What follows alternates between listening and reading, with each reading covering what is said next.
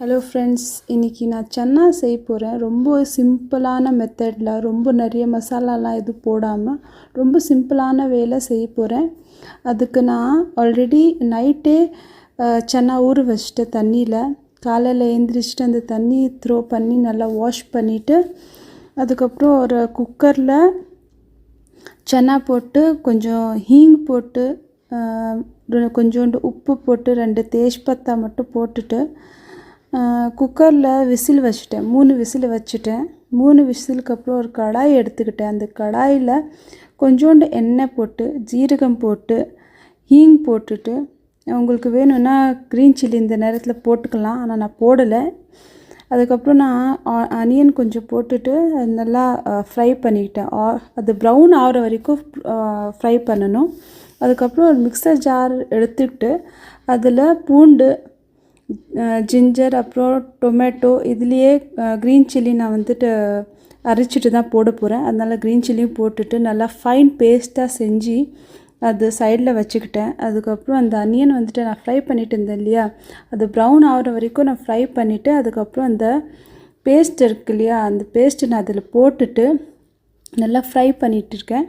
அதுக்கப்புறம் இதுலேயே மசாலா தான் போட போகிறேன். இப்போது என்ன மசாலா இப்போ போட போகிறேனோ அதுதான்.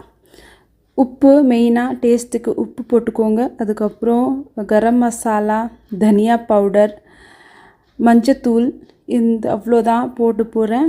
அதுக்கப்புறம் கஸ்தூரி மேத்தி ஒன்று இருக்கும், அது நான் கொஞ்சோண்டு போட்டிருக்கேன். ஸ்மெல் நல்லா வரும், ஹெல்த்துக்கும் நல்லது தான். அதனால் இருந்தால் போடுங்க, இல்லைன்னா ஒன்றும் ப்ராப்ளம் கிடையாது. போட்டுக்கிட்டு அது வந்துட்டு நல்லா வறுத்துட்டு இருக்கேன்.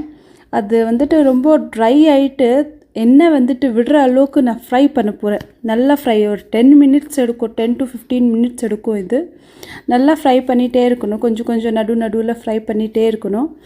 அதுக்கப்புறம் அந்த குக்கரில் சன்னா வச்சுருக்கேன் இல்லையா, அந்த தண்ணியோட அந்த சன்னா வந்துட்டு இந்த பேஸ்ட்டில் போட போகிறேன். அவ்வளோதான் ஃப்ரெண்ட்ஸ், ஃபினிஷ் ஆகிடுச்சு. இந்த பாயில் ஆகிற வரைக்கும் இதுக்கு லெட்டு போட்டுட்டு வச்சுட்டேன். அதுக்கப்புறம் இது ரெடி ஆகிடும். சூப்பராக இருக்கும் சாப்பிட்றதுக்கு. ஏன்னா இதில் நான் நிறைய மசாலா எதுவுமே போடலை, அதனால ரொம்ப சூப்பராக இருக்கும். ஒரிஜினல் டேஸ்ட்டு வரும், சூப்பராக இருக்கும். நீங்கள் ட்ரை பண்ணி பாருங்கள். இதில் உங்ககிட்ட கொரியாண்டர் லீவ்ஸ் இருந்ததுன்னா கொஞ்சம் போட்டுட்டிங்கன்னா அது நல்லாயிருக்கும். என்கிட்ட இல்லை, அதனால தான் நான் போடலை. என்னோடய ரெசிபி எல்லாமே ரொம்ப சிம்பிளாக பிகினர்ஸ்க்காக இருக்கும். அதனால் பிகினர்ஸோ இல்லை நீங்கள் எக்ஸ்பர்ட்டாக இருந்தாலும் இது செஞ்சு பாருங்கள், சூப்பராக இருக்கும். ஏன்னா இதில் நான் நிறைய திங்ஸ் எல்லாம் போடலை, நிறைய ப்ரொசீஜர்லாம் கிடையாது. ரொம்ப சிம்பிளான